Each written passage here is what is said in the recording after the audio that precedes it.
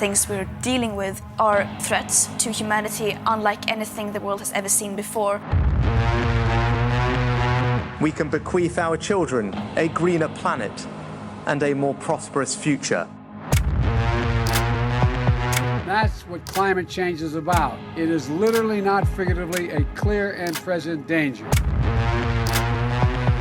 If unprecedented changes are not made and made soon, there will be irreversible damage to the planet. Zerocarbonista. Hello and welcome to Zerocarbonista Series 5. Just stop the Tories. This, of course, is the number one environment-based podcast that you need to seek out. If it's green, it is in. And I tell you what, Dale, we've had to have a bigger team this week because there was so much material. We had to whittle it down to the real gems. We did. We got Will back, didn't we? We got Will back, yeah. Whittling Will, as he will now be known. That means we're going to get gremlins now. You know that, don't you? In the tech. Whenever there's a Will, there's a gremlin, as my old nan used to say. I think we should start with right wingnut because you've got a couple of stories on this. And how's the legal world going? Well, it's our favourite starting place as well. And I mean, it is mine. We have, I think, the most fun here. Legally, very interesting. The Mail have backed down on a challenge we made to them around the Hamas story. They're paying costs. They're paying compensation. I'm going to donate that to a Palestinian charity. I'm not sure if I said that last week or not. And they're printing an apology. So that's one win. We've got about 6 cases ongoing. That's a win. On another front, we've got Richard Tice, leader of the Reform Party, threatening to sue me for saying that he's a far-right leader because he's a leader of a far-right party, right? And he appears to be backing down. We've broken all of his deadlines and his demands and that kind of stuff, and he's gone quiet, which is a shame because I'd quite love to be in court and hear him argue how Reform is not a far-right party and he's not a leader of it or something like that. But I think it was just a silly bluff. So 2 wins this week, 4 cases to go. Hopefully these guys will think twice, like Richard Tice, about doing these silly things. So have the apologies been forthcoming from all quarters now? Yeah, so we've got the Mail one going up in print, well, online, I think. I'm not sure, in the next few days. We've obviously had the one from, what's his name, Mickey Fabricant. We've already got that one in the bag. Mickey. Well, the apology that wasn't an apology, the one that said, I have apologized, and we're looking everywhere for it, and we're like, well, where is the apology? We haven't got it. We can see that he's talking about it. But we've got those 2, and the rest will follow, right? Because we're on strong legal ground here. What they did was wrong, and we're not going to let them just walk away from it. When it comes to this feature, Right Wing Nut, every week I've thought, there's something missing from this feature. There's something missing, and I've been, when you rack your brain with it, it's something like Columbo moment, it's just one more thing. Something's missing. And I worked out the other day what it was that was missing, and it was Jacob Rees-Mogg. I thought, how has he never been part of this feature? And then, like the swift rub of an Aladdin's lamp, out pops the Right Honourable Member for the 18th century, Jacob Rees-Mogg. Yeah. Yeah, you're right. He's delivered the goods for us. He has. He's joined the party. What? So what happens? So you appeared on his show, is that right? Yeah, he filled in late notice for somebody on GB News, actually, and I'd got the invite to go, and it was late in the evening. I thought, I can't be bothered. And then they got back and said, it's Rees-Mogg, actually. And I thought, well, I'll do that because I'd never spoken to him before, and it might be fun. Me, it wasn't fun, honestly. He was like a posh version of Julia Hartley-Brewer, He spoke over me, he hectored, and he had this like school headmaster kind of approach, accused me of not doing my homework. While he was telling me this incredible string of counterfactual things, I sat listening at the start of his show while he waxed lyrical about this imaginary world. He said, imagine a world in which fossil fuels are cheap and we can burn gas forever and all this other kind of stuff where we're not forced to have heat pumps, where we aren't forced to buy electric cars, all this kind of stuff. And then we kind of got into it a little bit. He asked me what I thought of Coutinho's speech. That's the energy secretary had spoke that day. She talked about the green leviathan of central planning that was going to basically crush business in the rush to net zero. He asked me what I thought. I said, well, it's just big on rhetoric and completely absent any facts, which kind of like inflamed him a little bit. And that wasn't a good foot to start off on, maybe, but I couldn't not say it because it's so true. It's like Rees-Mogg and Coutinho and the others in the Tory party right now don't realise that they've been in power for 14 years. I mean, we don't have central planning in our country. We've got no fucking government really doing anything. We've got no energy policy worth speaking of. But they claim there's this green leviathan that's dictating everything. And I'm like, sorry, guys, you've been in power for 14 years. Everything in this country that's right or wrong, and really you can't find a lot of right things, everything is down to you guys. The trouble in the NHS, in transport, in shit in the rivers, school rooftops falling in, everything is down to you guys after 14 years in power. And all they can do is blame this imaginary socialist state that we live in. It's kind of interesting that you'd have thought, even by, their standards, the fact that if they've been in for 14 weeks, I'd go, all right, fair enough. Like Trust. Oh, no, she didn't manage that, did she? But 14 weeks, blame the last guys. That's fair enough. You're allowed to do that for a bit. But 14 years, like a decade and a half, that's quite a long time. Oh, it's half a generation, isn't it, the way we measure these things? So the biggest kind of arguments we had actually in the show were he was whinging about renewable energy, and I said, look, it's cheaper than fossil fuels. And by the way, didn't you know that we subsidise fossil fuels to the tune of £16 billion? That was last year's cost. And he said, no, we don't. Where'd you get that from? And I said, well, the IMF. I said, that they're not exactly some kind of, lefty green organisation, are they? And he said to me, well, they've got other things wrong. I'm staggered by that. I'm staggered. He just dismissed it completely, basically saying it's not true. So he said to me, what are these subsidies? I said, I don't know. I haven't actually read it, but I read the headline. It'll be something like tax breaks. And so he says, tax breaks are not a subsidy. Come on, do your homework with this kind of stuff, And then the second thing was Rosebank. We talked about tax breaks and subsidies again in Rosebank. I said, look, £3 billion has gone to Rosebank from our government. That's not an economic project. He said, we haven't given a penny to Rosebank, basically. I mean, this man lives, apart from living in the last century or last millennium even, he just lives in another world. We did a little bit of fact checking for him. We're going to get onto social media and share it with him, right? This question, is a tax break a subsidy? Everybody in the fucking world thinks it is, right?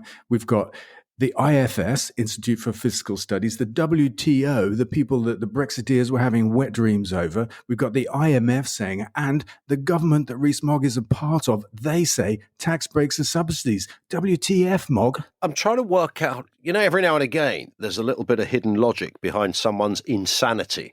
I haven't found it. Sorry. I thought maybe, he's thinking this. Or he's thinking, what happened that time? No. Yeah. You've got a lot of hats, Ian, but you haven't got one that fits. I haven't got. I've been looking in the box. There's not a quit hat to be found, frankly. You've got no top hat. That's right. Or little monocle either. Let's talk about big oil companies acknowledging efforts to downplay the climate crisis. Yeah, I love it. I mean, we all know this, right? We've had a series of stories over the years, maybe the last decade, about this, and it kind of all makes sense. But there's been a new investigation in the US. There's been an inquiry basically led by the Democrats over there. And the oil companies have admitted that they've been lobbying against climate laws while publicly claiming to support them, that they've known about the risk for decades, but continue to deceive the US public to get, listen to this, Rees-Mogg, $600 billion a year in subsidies and record profits. This is the big oil companies denying the climate crisis, while not only are people around the world dying, the UN says 3 million people. Julia Hartley-Brewer laughs that off as if it's not true or something. But also at the same time, Shell over here just announced record profits again. And activists like Just Stop Oil protesters, they're going to jail. They're calling out the madness of new drilling for oil and gas, the harm it's doing to the environment, the harm it's doing to our future. These guys are making loads of money, telling loads of lies, and the honest people are going to jail.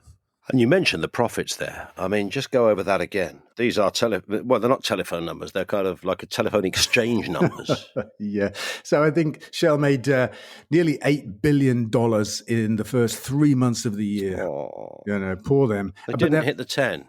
But they're making it at our expense. We can't undo this climate crisis stuff easily or at all. I mean, what's being done can't be undone. And when we're allowing that just for the pursuit of money. The pursuit of money. One would assume there's going to be a point when, and I don't know when it will be, when Shell is sitting there quivering, sucking its thumb in a cupboard somewhere, going, no, it works, it's fine. In the dock. Profits this year are £3.50. There's going to be a point. There'll be a point actually when they're in the dock along with all the big other oil companies, because, class actions are happening around the world now. They are going to be held to account for what they've done in the way that big tobacco was. And was it the Sackler family and the kind of synthetic opioid pandemic or epidemic or whatever it was has killed a lot of people in the US. They've been held to account for that. It's cost them an awful lot of money. But of course, they're making an awful lot of money, so they probably figure they can afford it. Yeah. Question from Paolo on X, who says, is the pod back at WOMAD this year? Well, yes, it is, isn't it? Well, unless you've discovered your double book somewhere. No, I haven't discovered that. I'll discover that on Saturday morning. Yeah, Saturday, 27th of July. We're on the big stage again, Dale. Not the one in the Arboretum. Well, the one we were on last time. Oh, yeah, that one. Yeah, okay. They've got bigger ones. I didn't want to say that. Well, it's the biggest stage in that part of the field. Yeah, you're right. It's the only one, but don't tell anybody. But something else we're doing at WOMAD this year is on the big stage, the real big one. We are powering it with batteries. We're taking our Grid Fairy initiative to WOMAD to get them off diesel, to either reduce or remove the diesel burn to power the big stage this year. Here's one from Dan, also on X. What do you make of the Mail making up a story about EVs causing potholes? Did you see this? Yeah, I mean, I couldn't believe it. The Mail making up a story. Come on. Yeah, I did see it. And it's all kinds of wrong because that story spread out across media and social media. An awful lot of people read that story and they won't read the follow-up that says, actually, we made it up. They won't read it. And this is the case I've got against the Mail in court right now. They made up a headline about me, then they retracted it. And I'm saying that's not good enough. Yeah. Because people don't read tiny little retractions at the bottom of a page somewhere. Do you know what I mean? They read big fucking headlines and they say, oh, I know what's going on there. And they move on, Yeah. Well, maybe they should take a leaf out of what is happening in the Welsh Parliament because they're considering criminalising lying by politicians. So maybe they need to extend that elsewhere. I love that. I think they need to extend prisons in that case. It's an interesting one, though, isn't it? They are going to tackle lying politicians. Yeah, it's a serious proposal. And I actually, I seriously welcome it because politicians seem to think they can say whatever they like. There was no bigger, better example than Boris Johnson, I reckon. But people in his wake have just been doing the same thing. Liz Truss, you've got Rees-Mogg. I mean, they say what they like. They say incredibly untrue things, but they face no consequences from that. And what the Welsh Parliament are suggesting would not allow that anymore. And I think it's perfectly right. We've got a Press Complaints Commission to control the press, but that does not work. The press say what they like, they do what they like. And when they face a sanction, it's a tiny one out of all proportion to the gain they've made by, making up headlines and stuff like that. In marketing, we've got the ASA. Yes, they're a pain in the ass, but actually they make sure that people can't tell lies. I've thought for a long time, why do politicians have an exemption from this requirement to be honest with the public? The media have it. That's fine. We need to tackle that as well. But yeah, let's start with politicians. And let's move to professors. Professor Mike Hume, who claims that climate change ain't everything, really. It's one of many. There's a lot of problems out there. It's a smorgasbord of problems, and this is just one of them, so don't panic. Yeah. And, I haven't managed to read this link yet, but I'm kind of liking this story because I found myself last summer in a talk with a green crowd, and talking about the problems of nature decline and that kind of stuff, and like it being the end of the world. And I popped up with the cheery thought that it's not actually going to be the end of the world. It's going to be the end of humans, right? The world's been here for 4 billion years, and we've had 5 great extinctions on the planet already. We're in the middle of the 6th one, which we seem to be causing. And, the world will just move on, spit us out and move on. I shared that with my audience and they were all a bit like, oh my God, what's he saying? This man's crazy. But it's true. And people may not like to think it, but we aren't everything. And if the climate crisis kills us off as a species, hey ho. That sounds like the name of the first album. I'm thinking of making music as it happens. Well, there you go. So did you know? Onto something there. Did you know? Yeah. I didn't know this. Is there anything you can share with us, or I haven't made anything? Okay, well, there's an update at least.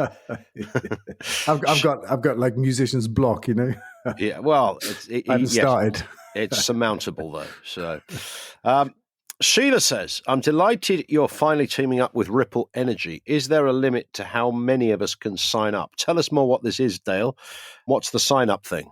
Yeah, I mean, Ripple Energy, they operate this scheme where people can buy a share in a renewable energy project, and then they have energy companies that are part of the kind of system, and they put credits against people's energy bills from that project that they've made an investment in. So it's a way of giving people not just a chance to invest in a project, but have it impact directly on their energy bills. I think that's the gist of it. And I'm not aware of a limit to how many people can sign up. I think the guys at Ripple are busy finding projects to build. They've got an ambitious pipeline of building. So I think, it's all systems go. And one here about the dangers of planes. Planes to fly on human poop. That's the headline. Is that a good thing or a bad thing? I don't know. I think somebody must have seen all the poop in the rivers and thought, here's a natural resource that we're not harnessing. Stick them in the aeroplanes. Let's do something with it. What's the deal here? It's about SAF.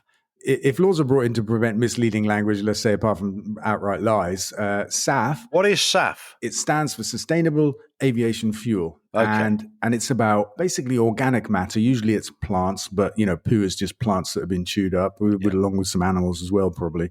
But it's organic matter turned into aviation fuel. And it sounds sustainable, but it isn't because, for example, if we wanted to make SAF, for all of the UK domestic flights using things that we grow, plants in our farms, it would take all of our farmland in Britain just to power our national flights. We would need 3 planets to do it globally for all flying. So there's nothing sustainable about it. It's a kind of niche thing as we make the transition to proper zero carbon flying using hydrogen. And a final question from Al on LinkedIn who says, is the massive attack net zero gig finally on, Dale? And will Ian be on the bongos? I don't know why that was added at the end. I don't believe the questioner really asked that question. Yeah, I wondered, but I read it as AI on LinkedIn. I'm thinking, okay, we've got AI. Well, that's what. Yeah, we don't need any questions. Literally, something that we don't know who does it, but AI produces the entire set of questions every week. Yeah, but anyway, look, I got to answer the question. Yes, it's finally on. It's happening in Bristol on the Downs. It's on the 25th of August. It's called the Act 1.5 event. It's about 1.5 degrees and all that kind of stuff. They've got a bunch of great people joining them for the day. Tickets are available there at massiveattackbristol.com. And there's a lot of preference being given to people that live in Bristol and sustainable kind of access to the event, transport and that kind of stuff. Vegan food on the day. We're taking our Grid Faeries batteries. The whole thing will be diesel free, which is going to be the first of its kind. And I'm looking forward to it. Good work. Dale, we're speaking a week. I can hardly wait. I'll breathe in the meantime. That is it for this week. Don't forget to follow the podcast so you get each new episode automatically, and follow Dale on social media on Twitter or X /Dale Vince, at Facebook.com/Dale Vince, and on the TikTok too. Ooh, yeah, I love it.